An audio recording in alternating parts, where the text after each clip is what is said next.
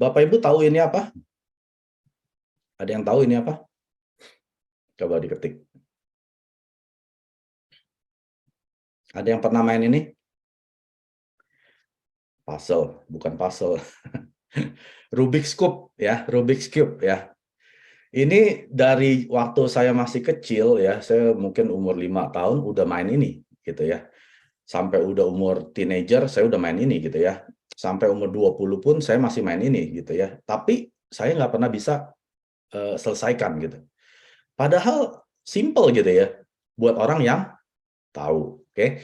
Nah, anak saya karena waktu dulu saya sibuk kerja ya, tempat kerja saya jauh ya, 2 jam satu arah, pulang pergi 4 jam, sampai rumah tuh minimal tuh 7:30, kadang jam 9:30 gitu kalau saya keluar tuh belanja makanan gitu ya.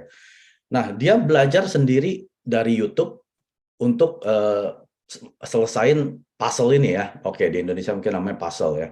Rubik's Cube ini dia pelajarin sendiri dari YouTube. Saya tanya dia, "Kamu belajar berapa lama?" Dia bilang, "Nggak lama. Paling berapa puluh jam, nggak sampai puluh jam gitu ya, berapa jam gitu, dia akhirnya bisa selesaiin."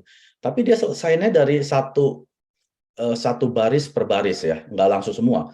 Hari ini belajar ini, terus berapa hari lagi belajar yang kedua, berapa hari lagi belajar yang ketiga. Nah, terus saya akhirnya beli yang kedua gitu ya, saya minta dia ajarin. Saya minta ajarin ya sama, saya minta ajarin satu per satu ya, 1 layer, 2 layer, 3 layer. Nah, akhirnya semalam saya bisa selesaikan ini, berdua dengan dia ya. Dan ini saya baru belajar 1 minggu. Saya baru mulai minggu lalu. Emang saya sengaja belajar supaya saya mau kasih lihat Bapak Ibu yang hari ini hadir, untuk mengerti kenapa saya hari ini tunjukkan puzzle ini ya. Akhirnya saya mengerti bahwa di Atomi pun ini ibarat puzzle yang seperti ini. Yang selama sudah 30 tahun lebih saya tidak pernah bisa selesaikan. Selalu mandek gitu ya, ada satu layer pertama, satu ininya saya nggak bisa balikin gitu ya. Nah, dan dulu waktu saya belajar itu kan belum ada internet seperti YouTube sekarang ya. Jadi kan saya nggak bisa belajar dari siapa-siapa gitu ya. Mau pakai logika, pakai apa, saya nggak punya logika gitu ya. Gimana cara selesainya? Mungkin satu layer, satu baris bisa, tapi baris kedua saya perlu seseorang yang mengajarkan. Nah, di sini kita berbicara tentang seorang mentor. Oke? Nah, anak saya jadikan dia seorang mentornya saya, ya. Waktu dia diajarin saya, "Nih, Daddy, putar ke kiri, yang atas putar ke kanan, yang bawah putar ke kanan, terus ke sini." Saya ikutin saja. Saya nggak banyak tanya, "Kenapa yang atas putar ke kiri? Kenapa nggak yang bawah?" Saya nggak nanya, Bapak Ibu, ya. Dan dia bilang, "Oke, setelah layer 1 selesai, Daddy jangan belajar yang kedua, belajar saja layer pertama sampai mahir." Ya, dia ngajarin saya. Akhirnya dalam 3 hari, saya udah hafal. Ya, algoritmnya saya udah hafal. Ini mau putar sini. Lalu setelah saya hafal, saya balik lagi ke dia, ajarin saya yang layer kedua, karena yang pertama saya sudah hafal. Diajarin lagi, putar ke kanan, yang atas putar ke kiri. Saya nggak nanya lagi. Saya nggak banyak pertanyaan. Kenapa yang di atas putar? Kenapa nggak yang di samping? Saya ikuti saja. Ya, akhirnya diajarin, saya belajar 3 hari, saya sudah mahir. Nah, pas layer terakhir, dia bilang, Daddy mesti selesaiin 1 dan 2 dalam 1 menit 30 detik. Karena rata-rata saya 2,5 menit, ya kadang bisa 3 menit. Sebelum Daddy mencapai 1 menit 30 detik, saya nggak mau ajarin. Wah, saya bilang, nih anak kurang ajar juga ya. Dia yang saya kasih makan, tidur di rumah saya. Dia yang ngajarin saya. Jangan minta saya ajarin sebelum kamu 1 dan 2 sudah mahir. Dia bilang, dalam 1 menit 30 detik. Dalam hati kesel juga gitu ya. Ini anak masih teenager udah ngajar orang tua. Tapi saya punya hati seorang murid. Saya sedang dimentor oleh dia supaya saya bisa selesaikan ini yang saya tidak pernah bisa selesaikan dalam 30 tahun.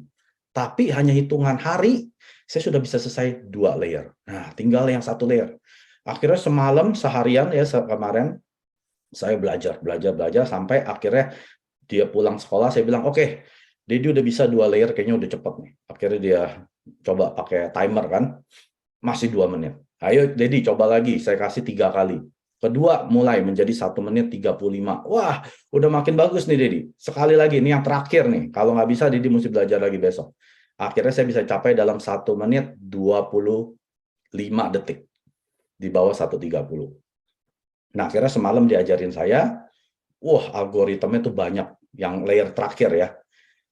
Banyak. Yang pertama itu cuman berapa ya? Cuman paling 3 gitu ya. Yang kedua lebih gampang, paling cuman 2.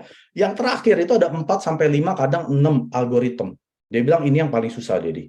Tapi kalau sudah bisa algoritma yang terakhir ini, wah, Dedi pasti bangga.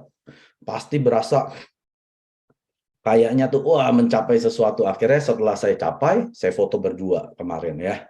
Saya mau abadikan itu ya. Nanti suatu hari, mungkin waktu saya di atas panggung, saya akan bercerita tentang hal yang sama. Nah, ini kunci sukses di Atomi, Bapak Ibu. Bahwa Anda harus memiliki seorang mentor. Mentor itu artinya apa? Mentor itu artinya orang yang sudah melakukannya sampai sukses. Ya. Kalau mereka belum sampai sukses, itu bukan mentor, Bapak Ibu. Ya, itu hanya pengamat. Itu hanya audiens, hanya yang komentator ya. Tahu kan, nonton bola suka ada yang komentator. Nah, belum tentu dia bisa main. Dia hanya bisa mengkomentari pemain-pemainnya. Kalau mentor adalah orang yang menjalankannya sampai berhasil. Ya, ngerti bedanya ya. Jadi kalau Anda mau mencari seorang yang Anda anggap sebagai mentor yang mengajari Anda sampai bisa sukses, pastikan mereka adalah orang-orang yang sudah mengalaminya dan sudah melewatinya sampai sukses. 구독, 좋아요 눌러주세요.